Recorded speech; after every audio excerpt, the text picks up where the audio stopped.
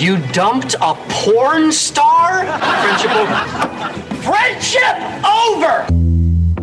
Are you a gun enthusiast? Love to shop for guns? We're also looking for friendly service? Well, you're in luck. Here in St. Augustine, Top Gun Supply is the friendly gun shop. Staff is very knowledgeable, happy to see you when you walk through the door, and can assist you with all your gun shopping needs. Top Gun Supply stocks a wide range of firearms, such as Ruger, Beretta, 6 Sauer, HK, and LWRC. So stop on by at Top Gun Supply at 525 State Road 16 in St. Augustine. Top Gun Supply here in St. Augustine, the friendly gun shop, a proud sponsor of the Armchair Quarterbacks.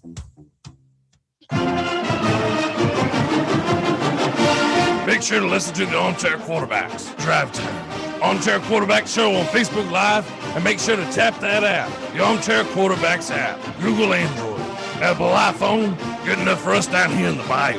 Go Tigers and the Armchair Quarterbacks. Playoffs? Don't talk about playoffs. You kidding me? Playoffs? I just hope we can win a game. Playoffs? Don't talk about playoffs. Hey, sports fans, football season is here, and it's time to get in on the action. MyBookie.ag has more odds and props than anyone else in the industry. Using MyBookie is simple. Just pick your team, select your odds, and collect your cash. MyBookie.ag has proven to be the most exciting online experience for all sports fans. With the fastest payouts in the industry, there's no other choice than MyBookie.ag. Get in on the action today. Visit MyBookie.ag today. Make sure to keep it locked in here on Armchair Quarterback Radio. We're not one-trick ponies. We cover the entire NFL, past and present. 3rd down and 6 at the 9. And Bo Jackson to the 20 and out in front. And only one man to beat, and Easley can't run him down. He had the angle, but there goes Bo. And nobody catches Bo. Touchdown. Dion. Back when he started. And turns the corner into Giant territory and leave it to Dion to break it open for a touchdown. What a run! Dion comes in as a receiver. Sanders. And they're going his way, but there's double coverage, and somehow Dion is able to beat the coverage. Intercepted by Sanders. Can he score again? Yep. There he goes, Deion Sanders, 71 yards. That's for Deion tonight, a 59-yard punt return for a TD, a 55-yard pass reception, a 39-yard punt return, and a 71-yard interception return.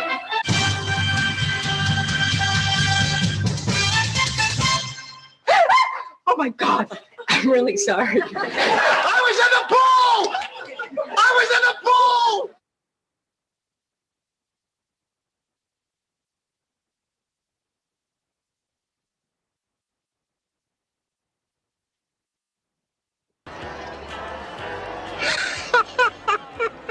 We have been hoodwinked, bamboozled, and flat out deceived. There's something kind of about a kid that's never played baseball. But what the hell, boy? Make sure to listen to the Armchair Quarterbacks. Good enough for us down here in the bayou. Go Tigers and the Armchair Quarterbacks. It's morning. Yes, and what a lovely morning. Allegiance to the flag of the United States of America and to the republic for which it stands, one nation, under God, indivisible, with liberty and justice for all. Armchair.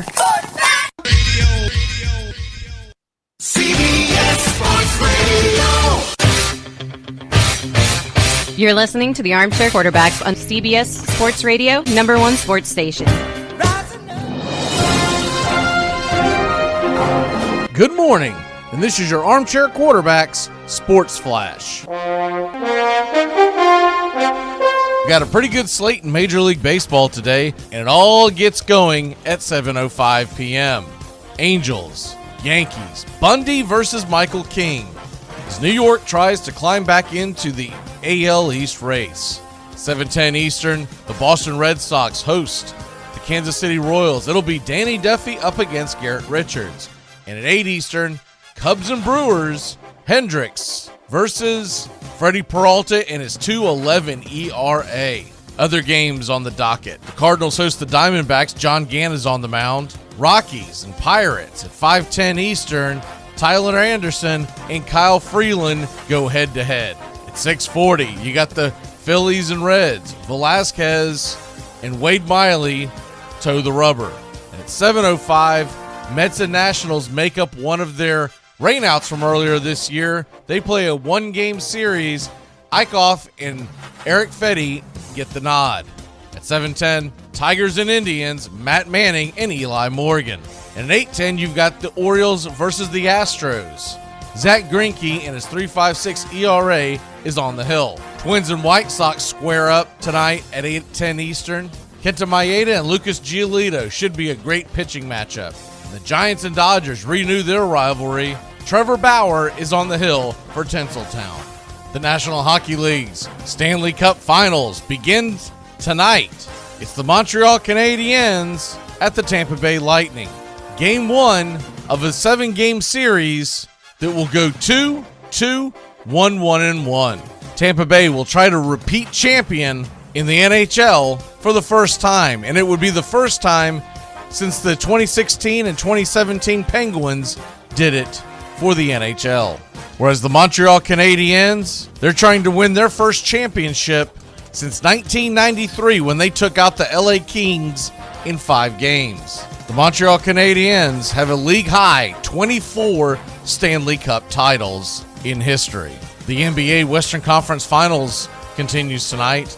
It's Game 5 of Suns and Clippers. Phoenix will host Los Angeles, leading the series 3-1 after a low-scoring, hard-fought victory in Los Angeles on Saturday night.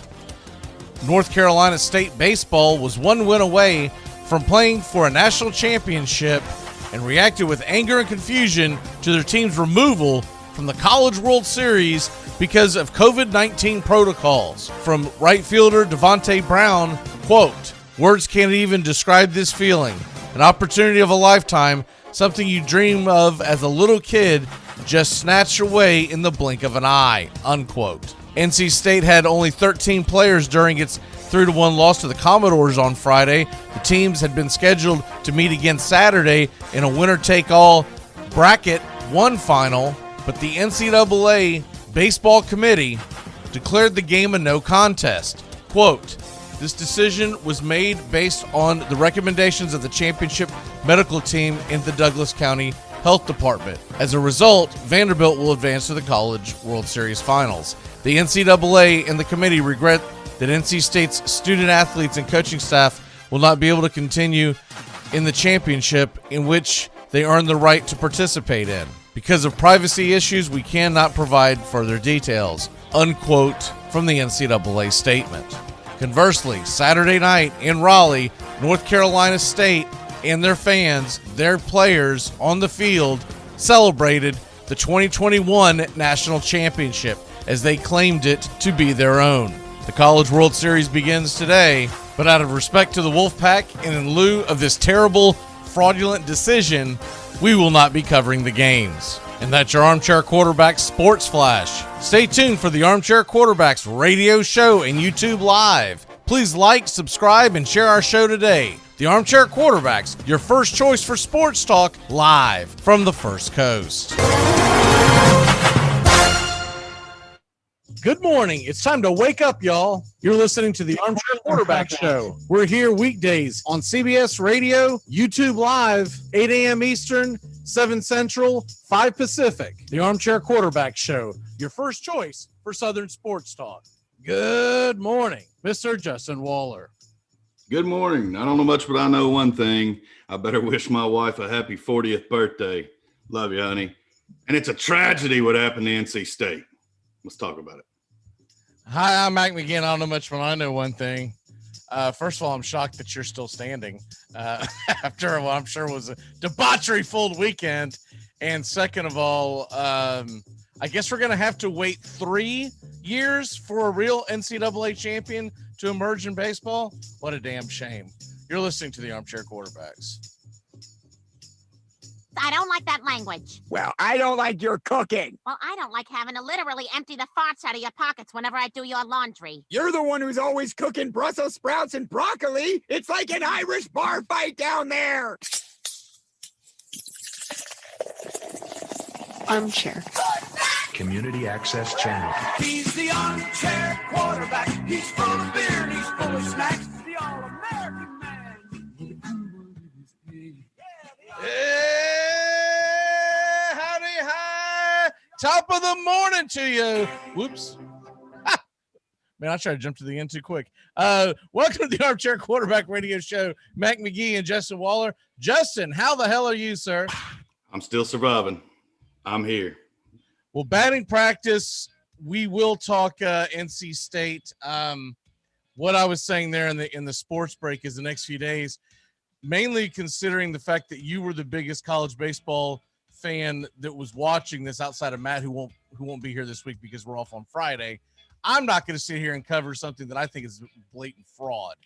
And I'll give the ground to you, but I think NC State, now I'm not saying NC State definitely would have won it, but they couldn't have waited a few days. I mean, this is horse crap. What say you? Yeah, definitely. There's these great minds supposedly with higher education couldn't come up with any scenario other than just to quit and award a walkthrough. Essentially, you played a handicap game on Friday with 9 position players and 4 pitchers, and they still only had a 3-1 defeat. Not to mention your first baseman was the pitcher that defeated you and put you in the loser's bracket 1-0, and he had 3 hits in the game. So kudos to that kid. And I apologize for not being prepared and having his name. Didn't know how much we would dive into this or what the temperature of the room would be with the World Series, because it was a tragedy. It broke my heart as a fan. Just had to tune out this weekend. I don't want to take anything away from Mississippi State and the other bracket, but I hate it. And this is a Vanderbilt team that any other year, had they been rolling through teams, yeah, maybe, okay, it's foregone conclusion. You can see it, but this is not the elite Vanderbilt teams we've seen of the past. Not at all. Full strength NC State probably beats them again at least once out of them 2 games. And as good as Rocker and Leiter are, they've gotten touched before this year. It's not like these guys are like I think back to some of the years with like women's softball where there's like one girl comes around every 3 or 4 years, where like nobody can hit her, and you're screwed when she pitches. That's not what I feel when because Vanderbilt's bullpen is very vulnerable. And the whole thing's crap. And I'm not going to pull for one or the other, because I think the whole thing is just crap. And it was a crappy decision by the NCAA. I'm just not going to watch it. But like I said, I'm not trashing Vanderbilt and their fans, or Mississippi State and their fans. This is the NCAA totally crapping the bed again, Justin. I mean, it's pathetic, and it's nauseating at this point, right? You're just like, why in the hell can't you get out of your own way? There was no rush to play that game on Friday, too, right? There's no reason why, especially as packed full of sports weekends we had, they could have played these games early this week. You just made the comment packed full. The stands were packed full with no testing or anything walking in. If it was about public safety and the players, wouldn't you have? Right. Couldn't you have sealed it off and had them play by themselves? I mean, it's an isolation sport. If somebody tested positive and asymptomatic, have them wear a mask when they're on the base path. If this is freaking last year, I get it, right? We didn't know a whole lot about it. We're a year later. Most people are vaccinated, and for them to just it's asinine. Now, it's just the whole thing is asinine, and for them to hurt these kids. People don't realize some of these kids are never going to play in the major leagues. Most of them may not even play minor league baseball, although minor league baseball is much bigger than any other of our major sports in America, because you've got so many divisions. Still, very few go and play minors. This was like their last chance for some of the seniors, et cetera, et cetera. Not to mention, even if you're a freshman, junior, sophomore, there's nothing guaranteeing you're going back next year, right? So it's total BS, and I hate it for the NC State program in general. I know that you used to live in that area, so I'm sure this touched you a little more than it did me. But it's bull crap. It's absolute bull crap, and it feels like there's an agenda being pushed. It's like, dude, COVID's over. Either get the vaccination or don't. But to continue to shut down sports over this, I just think is just flat out asinine. Because I didn't even see any kind of thing. I don't know about you, but and of course they won't release it because most of them are kids. But whether or not how many of these kids actually, I bet you some of these kids, a lot of these kids that they're preventing are vaccinated, right? So why the hell? I mean, what are we talking about here? Yeah, I don't know. And I know that just because of the local markets and the stations that I've heard various staff members from Vanderbilt, they talk about how they're a medical college. They talk about and brag how they're vaccinated. So again, we know it's not a risk with Vanderbilt. We don't know who has and who hasn't on Carolina, but if you factor that in and they take their personal responsibility, you've got to quit making decisions for everybody else. They assume that risk if they play it. We know a lot more information about this. It's also, to me, the fact that if those kids were vaccinated, and one thing that I read was implying that some of them were that were banned for the Friday game. If you've been vaccinated, you should go past any kind of stupid protocols. This reminds me of the stupid crap that the NBA was doing a couple of weeks ago.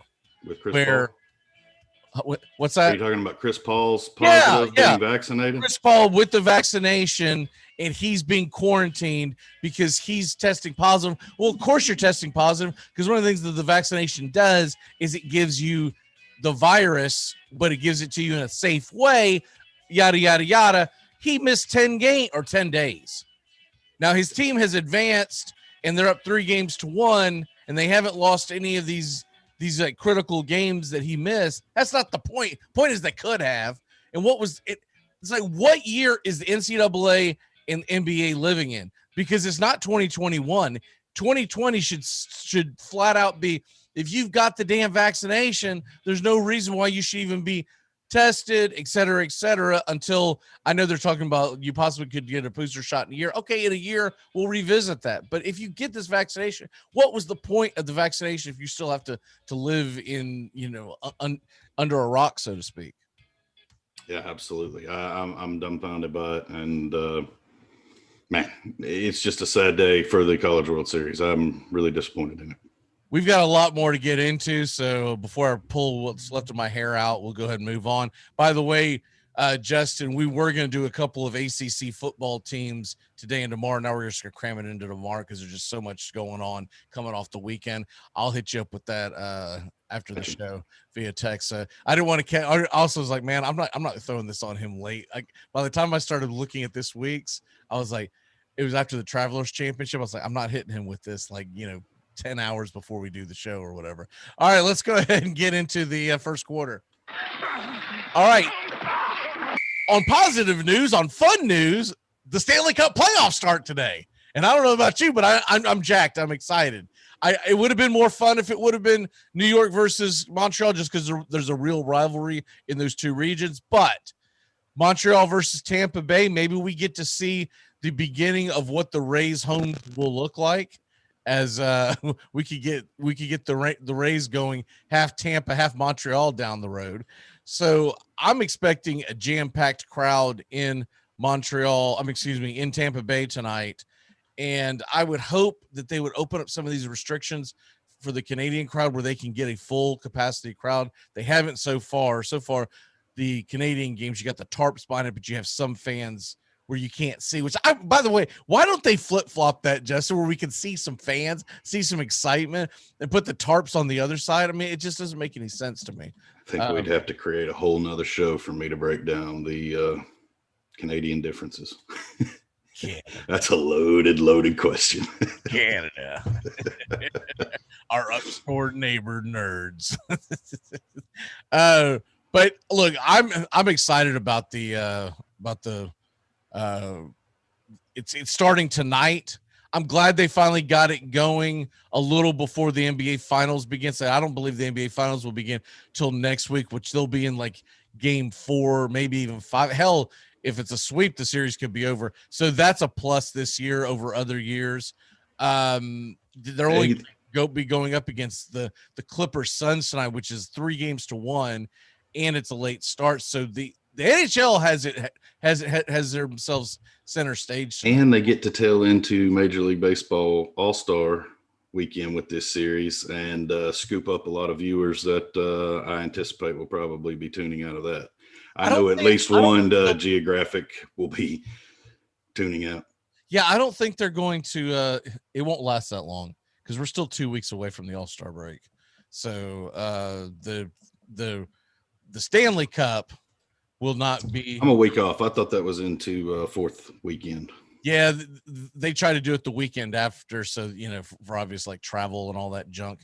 So yeah, I am with you. I do believe that when you hit the MLB All-Star break, people are going to be tuning into stuff they haven't tuned into before, because for one, I just can't bring myself to watch it. That's a different story.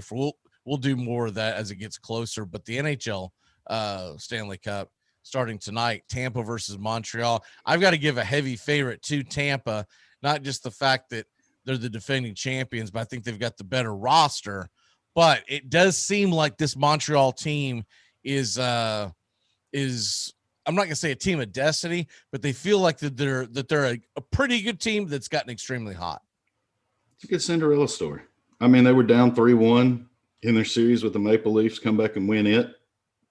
They sweep the Winnipeg Jets in 4 games, and then they battle out with the Vegas Golden Knights to carry them on. So, I mean, they have had a pretty good uphill battle. Nobody anticipated this. Nobody saw it. Heavy underdogs, I would think, based on opening night. Definitely Vegas agrees with that. I think it's plus 165 on the money line right before we got on the show. So they're not getting a lot of love there. I know we'll do it at the end of the show, so I won't allude to my pick. I'm still going to go with that game, but I'm going to go in a different manner. So it'll be an interesting series. I'm looking forward to it. It's been, I believe, 28 years. You said it in the intro. 1993 was their last championship, and they beat the Kings. So it's been a long time. A lot of their fan base, younger fan base, has never seen them in the how wild Oyster Championship. Never seen their country in one. So I think it's good for the sport. Yeah, I just want a good long series. How wild is that? The Canadian fans, that there are a good chunk of them that have never seen a championship. And for people who don't follow hockey, this is the equivalent of a New York Yankee fan being 28 years old and never seeing a title. They've got 24 championships. And granted, a lot of them came when there was only 6, and we get all that, but still, they've got 24 championships. And that is something to be said. I think the Yankees are sitting at 27 now. I feel like that the last time they won one, which by the way has been, what was that, 09? So it's not like the Yankees are a foregone conclusion anymore. Programming note, by the way, Yankees, Red Sox, and Rays will be at the top of the 10 Eastern hour with Angelo and Timus. Also want to throw another programming note at everyone for people who are getting geared up for football season. We're going to do the college football kickoff show the same time we're doing this show, 8:30 to 9:30, because I got to think about I'm not going to confuse people with start times. I'm just not going to do it so by a half hour. So we're just going to go 8:30, 9:30. And then we've also got some exciting news. The Sunday show is now going to be a 2-hour kickoff show. The first part's going to be, we're talking real footballs per se, gambling and real football, and then the second hour is going to be more fantasy. So we'll obviously update everyone as we get closer, but those have been added for sure. And then we are looking to add, I'm thinking we might have to do some kind of a Tennessee Titan podcast or something. All right, do you think that, so your pick today is the is what on the pick 'em? Let's go ahead and hit that before I forget. I'm going to take the over 5. I feel an onslaught by Tampa. The energy in their room is going to be high scoring. I don't know if I'll go that. Hey, it's going to be crooked. I know that. I think we get up to a 5-6 goal game by one party. I think one team easily covers the over. That'll be exciting if we get a high scoring game. Two really good goalies, but that should be. I'm with you as far as the fact that I do believe that. Look, I the way that the NHL has finagled some rules to allow the Lightning to be able to keep some players that, like in other sports, you can't do. It'll be interesting, by the way, if that gets adjusted down the line. But Tampa's a really good team. Oh yeah. And what I'm more interested than anything else is, are they as good as we think they are?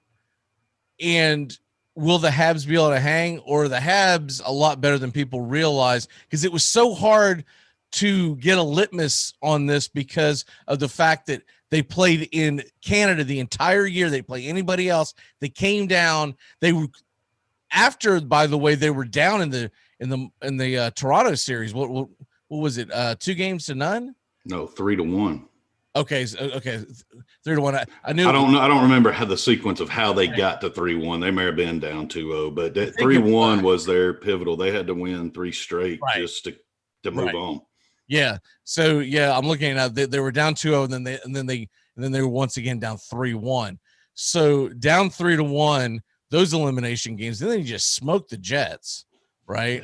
And then when the Vegas series started, it looked like Vegas was going to take care of them pretty easily. That was not the case. Vegas won the first game, and we're like, here we go. We're finally finding out what this Canadian hockey is, and then they've been on a tear ever since. Basically, their goalie's been standing on his head right now, and so I'll be interested to see if he can absorb the onslaught, because I do believe Vegas was good, but I don't know if they were as good as a lot of people had them in mind. The other thing, let me go ahead and hit my pick real quick before I forget that. I'm going to go Major League Baseball. Shocker there. Basically because I don't trust the NBA, and I'm not going to do the same pick that you did. So that would be stupid. So I'm going to go with the, I don't like going over -150 normally, so I'll stick away from I do like the Bauer at home, even though he's facing the Giants. But I'm going to go with the White Sox -140 on the money line at home. Giolito's on the mound going up against Kenta Maeda. Hopefully the White Sox can pull up the W for me. An interesting one that if he hadn't pitched so damn well the last time out, I'd be taking Peralta at home against the Brewers, and Cubs begin their series today. Peralta's at home against Hendricks, but Hendricks has pitched pretty well the last several times out. Okay. So how many are you taking the Lightning to win the series? I'm going to go with the Canadians. I mean, that's just my gut who I would like to pick. I would love to see Shea Weber hoist the cup. I want the man to get one before he retires. He's my all-time favorite Predator. I'm infatuated with Shea Weber, and I want him to win a cup. And I'll just say that. So I can't be unbiased in this one. But I think they've got a tall order ahead of them. I think gut, though, if I just take personal feelings, it's probably Tampa in 6, but I hope I'm wrong, and Montreal can find a way to win this thing. They're going to have to survive the onslaught of game 1. I think it'll be similar to what you saw in the Vegas series. And then once they get to see the on-ice speed and different dimensions of the Lightning's roster, they will be able to make in-game adjustments and carry that throughout the rest of the series. But game 1, I think Tampa Bay overpowers them, and the speed kills. And if they play shorthanded, there's no way that power play, their special teams will destroy you. So you've got to play Tampa 5-on-5. You've got to stay out of the box. I'm going to take Tampa to win it, but I do think this is going to be a really good series. I could definitely see this thing going 7. I hope for the NHL's sake that it does, because there's nothing better than Stanley Cup playoffs, and there's nothing better than when it gets to a game 7. So I hope for hockey's sake that's what happens. And I don't want to take anything away from the Lightning just because, the feat that they're going against. We mentioned the Canadians trying to snap that 28-year streak, but they're trying to be the 3rd team in NHL history to be a back-to-back Cup champion. That's unheard of. Not a lot of organizations have done that in the NHL, gone back-to-back. So will there be an asterisk was last year's bubble and this year's limited division play? I don't know, but it's still an amazing accomplishment in what they've done in the uncertain and unknown times of last. I think it helps erase it, though, doesn't it? Because, like with the Lakers, there's always going to be a hell of an asterisk on that last championship because they got bounced. Was it first round of the playoffs of the following year? Essentially the same roster. The fact that the Lightning are back, to me, gives a little more validity, right? And so if they do win, I don't think you can necessarily put the asterisks on there.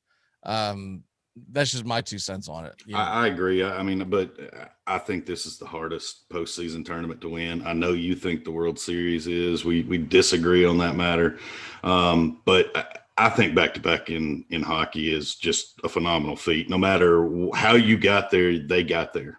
Aside from a NCAA stepping in and just eliminating a team and moving you on, pat on the back to Tampa Bay Lightning. Before you go, did you get a chance to watch that Travelers Championship at the end? I did not. I was absolutely glued, and I could not believe I was glued to a non-major. This thing went 8 playoff holes, which they said that there was only one tournament that's ever gone longer.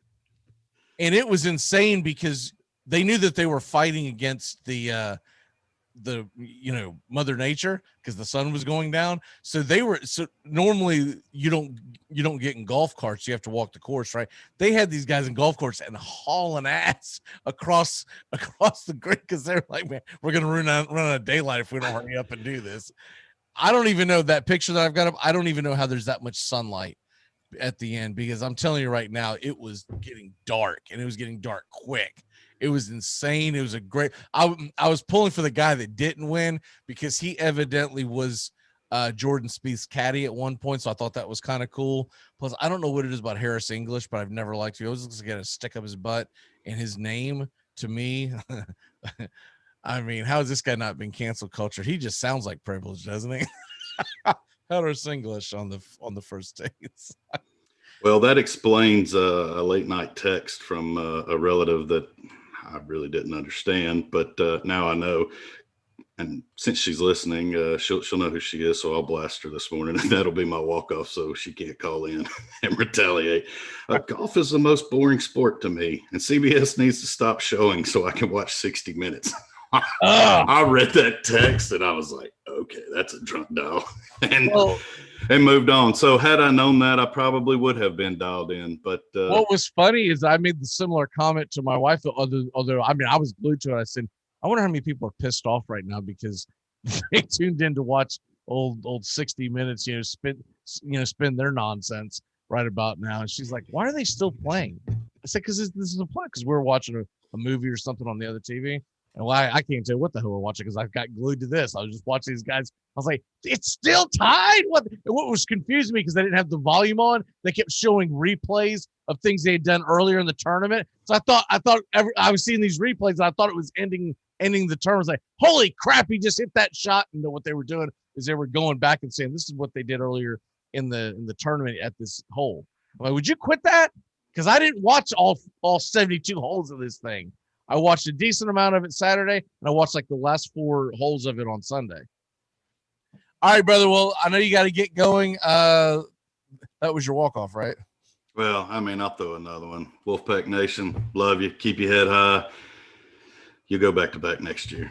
This one's legit. UCF's might not have been, but, go ahead and claim it. I love the fact that they even put that they did the celebration. I think it was in Raleigh the next night. It was either that or they did it in Carolina or they did it in Omaha with no one else around. But the fact that they did the celebration with the players on the field, I love the fact that they did that. Order the rings, baby. Order the rings. All right, so we got to go because Doug and his busted ass phone is here. We'll see you tomorrow. It looks like he's in the Bay Area in the fog or something. I know, man. Come on, dude. Do something with this phone. It's ridiculous. We'll be back. See you, Jimmy. here on the Armchair Quarterbacks. You're listening to CBS Sports Radio and watch us on YouTube Live. Keep it locked in. We'll be back in just a few moments. Hi, friend. It's your home speaking, and I need some favors. Could you turn on some of the lights in the basement? I'm scared of the dark. Also, this one is easy. Could you bundle your home and car insurance with Geico so we could save money? Last thing, just a suggestion. Could you steam clean the carpets? I need a spa day. Geico. For bundling made easy, go to geico.com today. Welcome to the jungle. Jim Rome on the air, noon to 3 Eastern, only on CBS Sports Radio.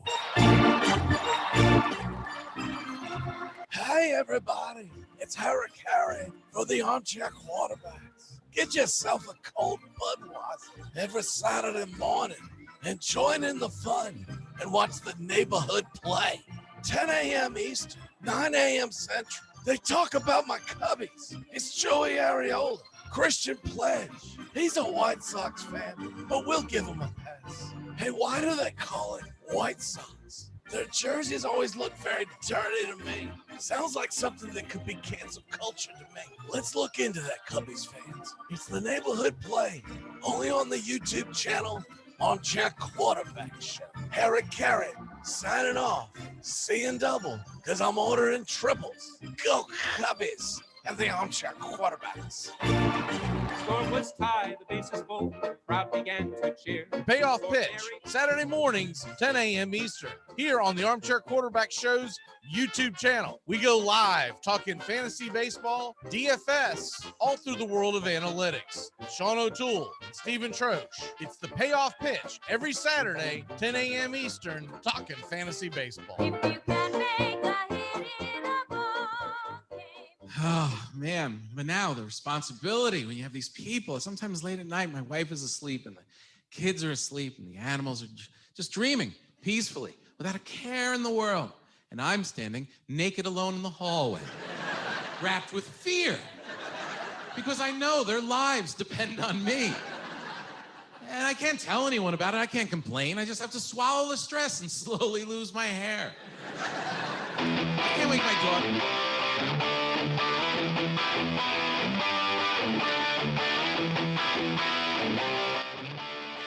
Good morning. Welcome to CBS Sports Radio. YouTube Live here on the Armchair Quarterback Show and Red Raider Doug. Busted Phone Doug here on... Doug, how the hell are you this morning, sir? We got you muted. All right, Doug. I always have to mute you, man, because I never know when that smoker's cough is going to come kicking in. Finally, I can get that out of my head. How are you, sir? Good. Besides my busted phone, great. Your busted ass fantasy team? One and the same. So how are you doing in fantasy baseball? Is your team, or are you hanging in there? I'm hanging in there. I mean, in our dynasty league, I picked up a win, but the other ones, dude, I'm sorry, man. I tried to give you a solid. I know. That backfired. That guy sucks. I was the first time I watched him pitch in a while, and I was like, what in the hell, man? He's out there just giving up gopher balls. I see now why he was available out there on the wire. Yeah, I did too. It's all right. It was, look, in that league, look, Sean had me down by almost 200 points at one time. The fact I only lost by about 40 means the team's not fit. Yeah, it just, but the fact that you lost by 40 still makes you a loser. I know.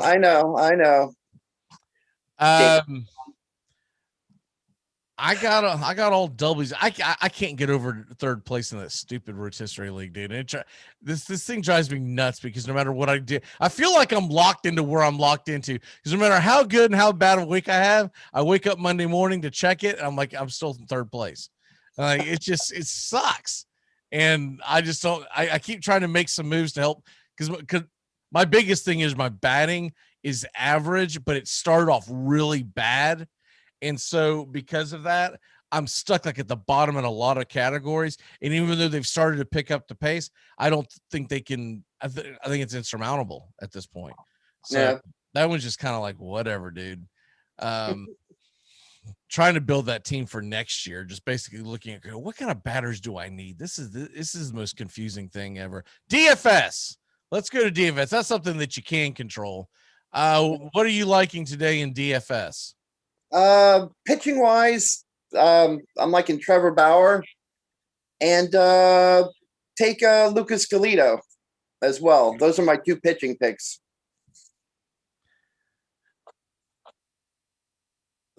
Galito, or should we grab a Lucas Giolito? Lucas Giolito, then. Galito. I swear. I miss the way old Forbes used to mispronounce every player on the planet.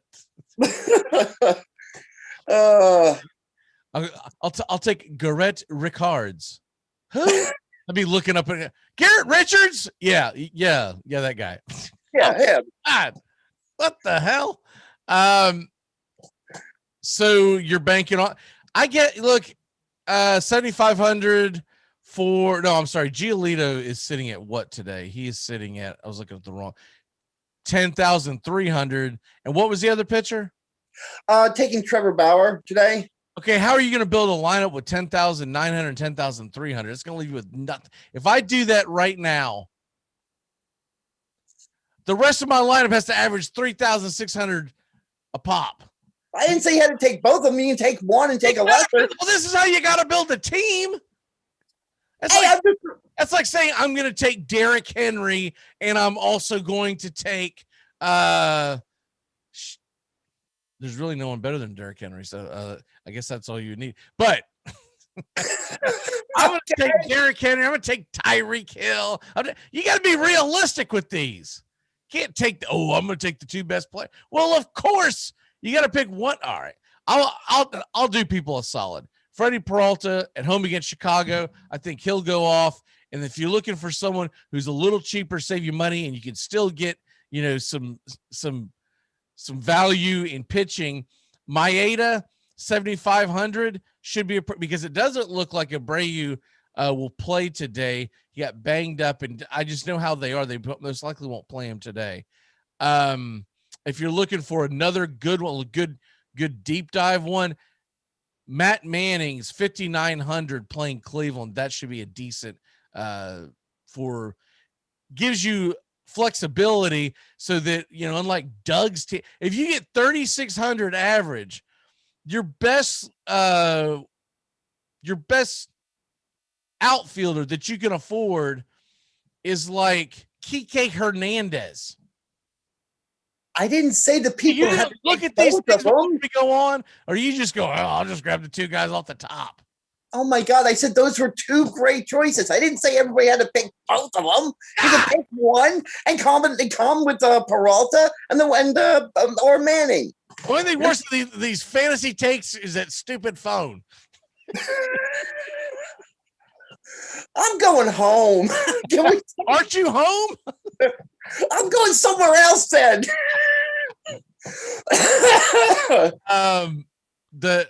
I'll tell you one that's interesting to me that I'm a little gun shy because of who he's playing. You know what? No, I'm not even gonna, I was gonna say Danny Duffy, but I'm not, those Red Sox are way too hot coming off of. Duffy's a good pitcher, but 8,800 might be a little too rich for my blood going up against that Boston offense. All right. If you want to throw one up against the wall and say, I think I got a chance at this, Maeda, I talked about that a second ago. The other guy that I would say has a decent chance because the offense is so bad and he's been pitching really well. Hendricks is only 9,100, but if I'm going to go 9,100, I'm probably going to go 9,800 with Greinke. I'm probably, because I know Greinke's going to get me more strikeouts. I'm not trying to start Descalfini or how the hell he pronounces his name. And he's a decent pitcher, but he's at the Dodgers. I'm steering clear of that. No. All right. Let's go ahead and move on to fantasy football because fantasy football is upon us for all intents and purposes. And we're doing the tight ends position today. And is it still the foregone conclusion to you that Kelsey's absolutely the number one tight end? Yeah, I don't see nobody's knocked him off the top spot yet. Because I feel like your boy, if there's someone who could honestly make an honest argument for this, I feel like Darren Waller, man. He's intriguing. Yes. We know what the Kittle talent is. What worries me about Kittle is who's going to be under center. And if they end up making a quarterback change mid-season,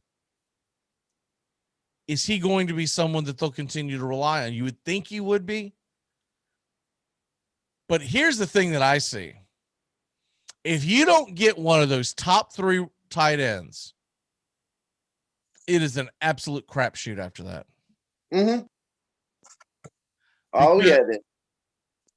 I mean, if you don't pick one of the I think top 3, you're going to be scrambling all season. You're going to be switching guys out. Who's got the hot hand this week? You'll be playing matchups. Every week looking for somebody. And so I specifically went to the DraftKings website for their tight end rankings. I'm always curious to see how different sites do this. Of course, DraftKings tends to be very, very fluid, right? Their number 7 tight end is Noah Fant. Their number 6 is Dallas Goedert. Their number 5 is TJ Hawkinson. And then number 4 is Mark Andrews. But number 8 is Kyle Pitts. Yeah. I think if I'm drafting any of these guys, I'm going to go ahead and throw it and take a shot at Kyle Pitts. Yeah. A guy that I think is being highly undervalued. What about Logan Thomas of Washington? Because he had a really good season last year. He kind of came out of nowhere. And then the other elephant in the room is, are you willing to take any kind of risk on one of the 35 tight ends that the New England Patriots have? I'm not even considering that. I'll take a better chance on Dallas Goedert in Philadelphia first before I even consider looking at what the Patriots have. I mean, I just feel like you got Hunter Henry, you got Jonnu Smith, but you got a crappy quarterback until Mac Jones takes over, whenever they decide to give him the reins. So Hunter Henry is the one that's ranked the highest. Mm-hmm. I think Jonnu Smith's the most talented. Yeah. If you're going to draft a tight end from New England, who would you lean with? Are you going to go with the guy who's got the more upside, like Jonnu Smith, because of his speed and whatnot? Or are you thinking Henry because they're going to focus for him down there at the goal line? I'm going to have to go with Henry, the most experience and the goal line situations. And, it's fantasy sports, so you got to instinctively go where the points are going to be. And I think the points are going to be with Henry. That is going to be such a mess to try to figure out, because just like I was saying with Kittle, you don't know what the quarterback situation's actually going to be, no matter whatever the hell they try to tell you right now. Mm-hmm. I just don't think that the fantasy I'm looking at the fantasy calculator, because there's all kinds of which you can go to. So it really comes down to whoever you like. Now Pitts there is ranked number 5, and to me that's more realistic, because I feel like that what the hell is this? I'm over here on this website. This big blurb comes up trying to get me to put in their stupid my email address things, so I can wake up to just another damn email every morning, right? Yeah. But guys that are interesting to me, and all right, see how deep we'll go on this. there's so many different avenues that you can take for tight end. So we talked about how electric Waller and Kittle and Kelsey are, and I really think you can't go wrong no matter who you pick first. I think Kelsey still is the number one tight end, but I don't think Kittle and Waller are that far behind. No. Mark Andrews, you know one thing about him, he's going to get end zone. That's who Lamar Jackson likes to look for, the end zone. Kyle Pitts, you love the upside. He's also a rookie. He might stink. He might absolutely stink. He might get up there and not be able to get off the line, and it takes him half the year to figure. So you draft a tight end with if you draft the number 5 tight end as a rookie, that is taking a huge. Remember when TJ Hawkinson was a rookie a couple of years ago, and he had the one big game. I think it was week 2. I want to say it was the Chargers, but regardless, and then do crap the rest of the year. And then towards the end, he kind of showed. It wasn't until the following year that TJ Hawkinson really took off. That's a big gamble to take Kyle Pitts, but I think a lot of people are going to do that, especially in the leagues that we're in, because he played in the Southeastern Conference, so they're familiar with him, and he was a high draft pick. So like you get all these stars in your eyes about how talented, how good he was at University of Florida, but he's not coming off the line against Vanderbilt every Sunday. Okay. So you got to take that into consideration. Rob Gronkowski is number 8 on Fantasy Football Calculator. There's no way in hell I'm drafting him as the 8th tight end. No. They save him for the playoffs. He's not going to have like this illustrious year where he's going to have a just ridiculous amount of yards. He might get 8 touchdowns, but that's not going to get you through if he's averaging 20 yards a game, right? All right. After that, this is where it gets interesting, because this is where the arguments come. Rank these guys, and I'm not going to give you them in order because I want you to put them in the order that you would. So I'm gonna give them to you in the wrong order. You give me the right order. I'm gonna give you 3 names: Logan Thomas, Johnny Smith, and Evan Ingram.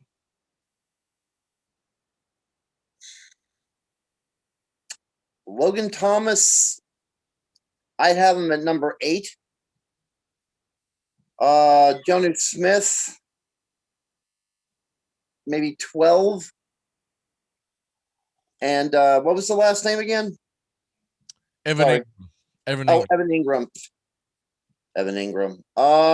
That's the guy that's never good, that everyone tells you he's going to be. Here, I'll put him at 25. I swear.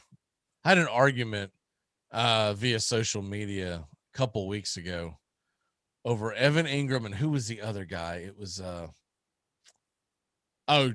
Joe Mixon. And then there was a third one. There was a receiver that, and anyways, we went round and round and round on. And this guy is like some fantasy football guru, so he says, and he was hyping Ingram, he was hyping Mixon, and he was hyping Calvin Ridley. And he had Calvin Ridley in his top 5 for this year. And we went round and round. I was like, you're nuts. You're absolutely nuts. You can't put Calvin Ridley up that high. I'm not saying he doesn't even have the ability to get that high, but you can't put him that high starting in your draft picks, because there's other guys that you know are more sound, because Calvin Ridley's never been a number 1 receiver. Yeah. We don't know if he can beat the double team. He does not have Julio Jones to take that pressure off of him. Yeah. Joe Mixon, there's always something. Reason why Joe Mixon sucks.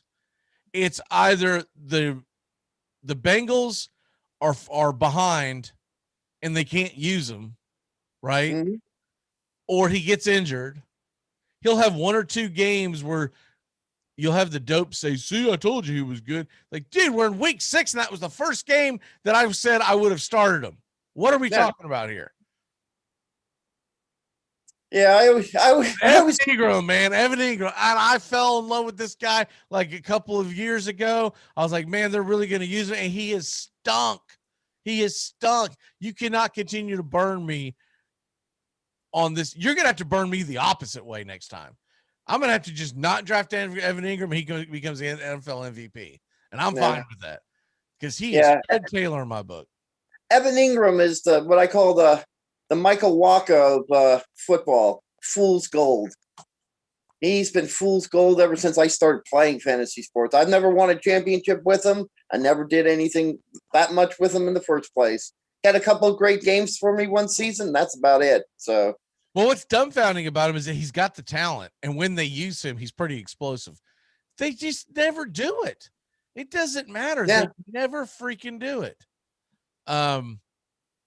By the way, for people who have missed out on this, not paying attention, Wimbledon did start this morning. So I do watch tennis. I watch the championships. I don't typically watch a lot of the other stuff, but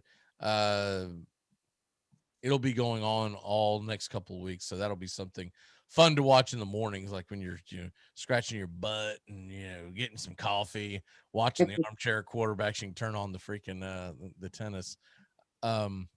It's kind of interesting. I don't know who this girl is. I've never noticed her or seen her play before, but she's wearing knee-high socks. That is a different look, my friend. Knee-high socks on in your typical tennis outfit. Because remember, I'm surprised Wimbledon has not gotten cancel culture over this. For people who are not familiar with Wimbledon, they have one rule and one rule only in your attire. Do you know what that is, Doug? And what you can and cannot wear. They have one major rule. I don't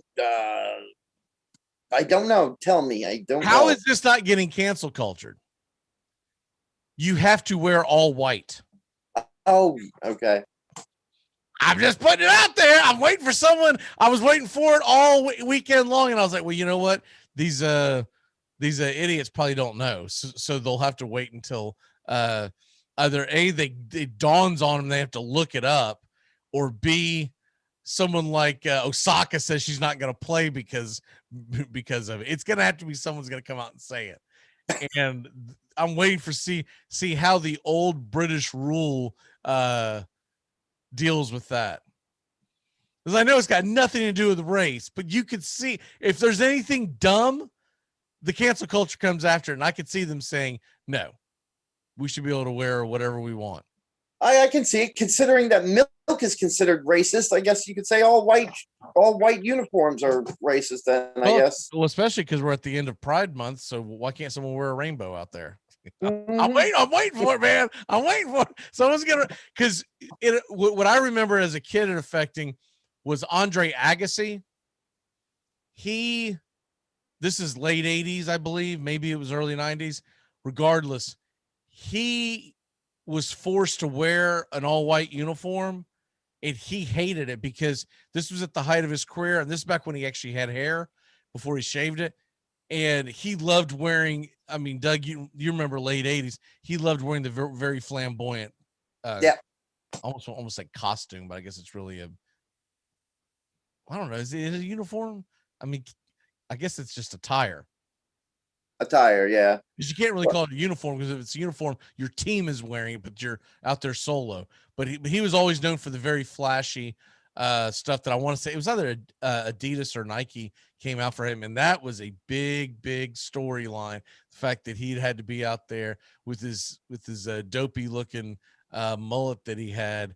And because you can always tell when Agassi, even when he was the sex symbol, he was going bald, right? Because he would have the spiky hair, but you're like, it's so much of that is missing. Like there's like bits and pieces of spiky hair, but he was not happy with that.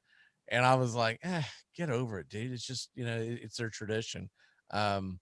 It's got something to do with the country club that began Wimbledon, where they have to wear all white on certain days or whatever. And so that's how it began years and years and years ago. It's supposed to be a clean look or whatever. But I'm waiting for this to get cancel cultured. So I called it first. Wait, we got 2 weeks. Somebody's got to say something. You guarantee it. Real quick before we put a pin in this, give me 2 tight ends that are low on the board that you say, you know what, I think these guys are highly underranked. Well, we talked about him already, and I think he should be top 5. But I guess he's got to prove it. But we talked about Logan Webb with the Redskins. I had him at number 8. He's somebody I'm going to pocket. Thomas. Yeah, Thomas. You know how I am with names, but you know who I meant with the Redskins. And another one too that everybody picks, but I think this year maybe he might have a better year is Austin Hooper. That's a sleeper. It's just a deep sleeper. That is a deep sleeper on this calculator thing that I'm on that I don't think is very accurate. He's 23rd on the list because a tight end that's 23rd doesn't even get drafted, right? That's what I'm saying. He's a deep sleeper. You might want to pocket. There's another one that I find interesting because he's actually going to have a quarterback. It looks like is Cole Kmet of the Bears.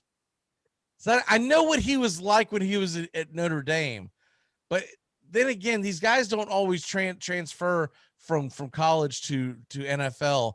And so if he can't do it this year, it shows that he just cannot do it.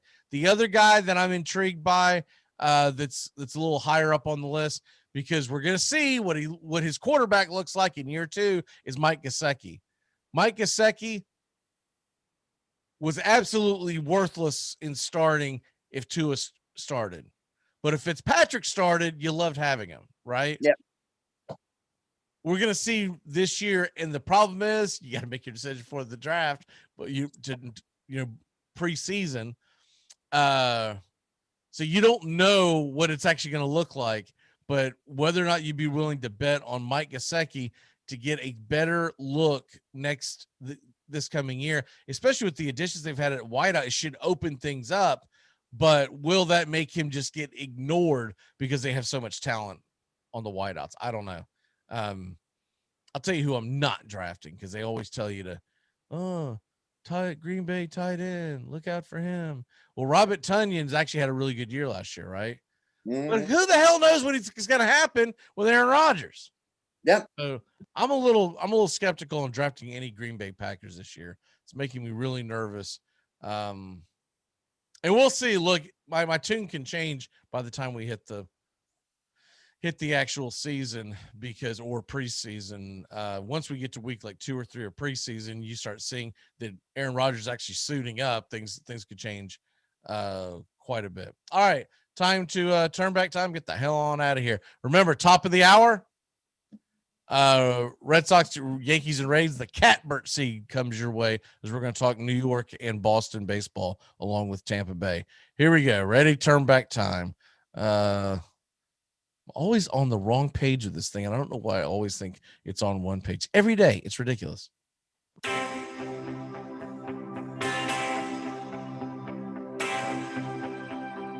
Listen to this stat. Branch Rickey is behind the plate. Remember Branch Rickey? Yep. Of course, he's the infamous general manager who signed Jackie Robinson in the color and broke the color barrier. Listen to this stupid stat. This is why he didn't make it as a player and had to go in the front office. Branch Rickey is behind the plate when the Washington Senators steal 13 bases. Yep. Although the New York's catcher is terrible, known as the Mahatma, he will become one of the premier administrators in baseball, which we all know that. By the way, I guess there weren't unwritten rules in 1907 because the final score was 16-5 and they were still stealing bases. So these unwritten rules that ESPN keeps complaining about, I'm pretty sure that ESPN invented them. They weren't around in 1907 because if there was an unwritten rule like that in 1907, someone would have got one in the ear, and that would have been the headline of that day. All right, birthdays. It's your birthday today. All right, we want dead or alive. Dead. All right, let's grab a dead one. Happy somber birthday to no, wait a minute, he's still alive. I can't do that.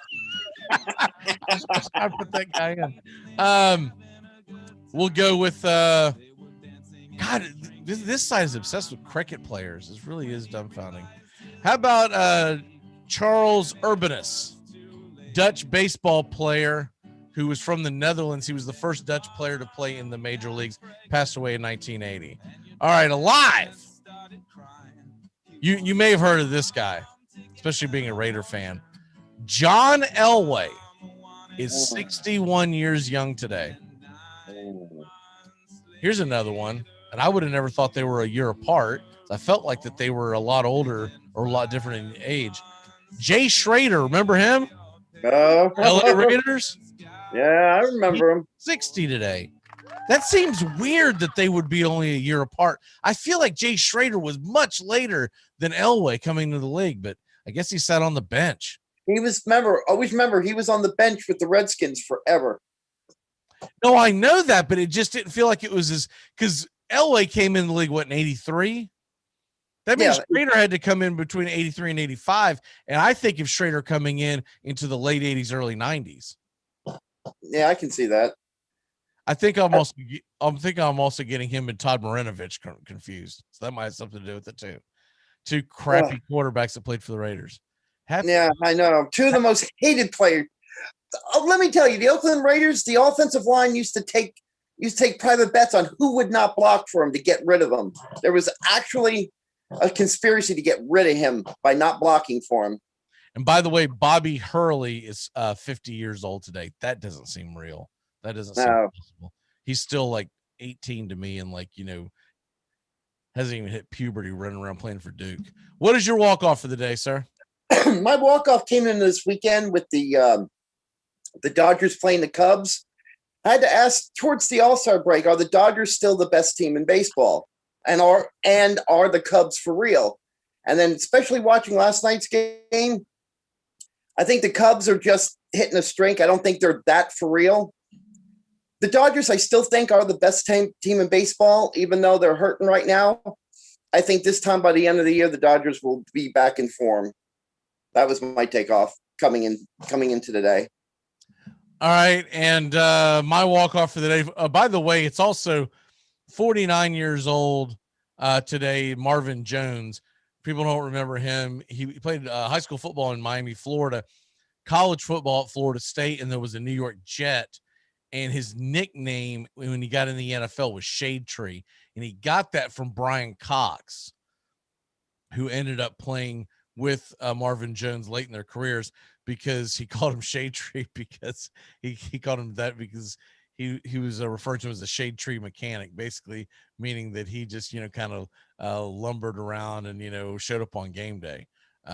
What I remember from Marvin Jones is that they asked him once about some guy getting hit that he hit, and was that the perfect hit? He goes, I've never had the perfect hit yet. This is when he was at Florida State. And they said, well, how do you know when you actually have the perfect hit? Because that's when the Lifeline helicopter has to come onto the field to take them away. He was a hard-hitting son of a gun, man, back when you were allowed to lead with your helmet and all that kind of stuff. My walk-off today is Stanley Cups, man. Cannot wait. Looking forward to it, and we will see you not next Monday, because we're obviously not going to be here because of the 4th of July weekend, but the following Monday we'll really get roaring with the fantasy football. All right, brother? All right. And hopefully by then we'll get you an iPad or something. I'm going to find something to get. I'm sure I've got something laying around here that I can give you that good Lord. We'll take care of it. I know it's because the screen's cracked, but I'm telling you, from our angle, it looks like you've got lint on the screen. All right, brother. All right. We'll take care of it. All right. We'll see you. See ya. Goodbye, sweetheart. Well, it's time to go. We're back tomorrow with another show. Well, unless we're fired, we'll talk to you then. Goodbye, sweetheart. Goodbye. Goodbye. Guys and gals, it's time to go. We'll see you on the next show. Same bat time, same bat channel.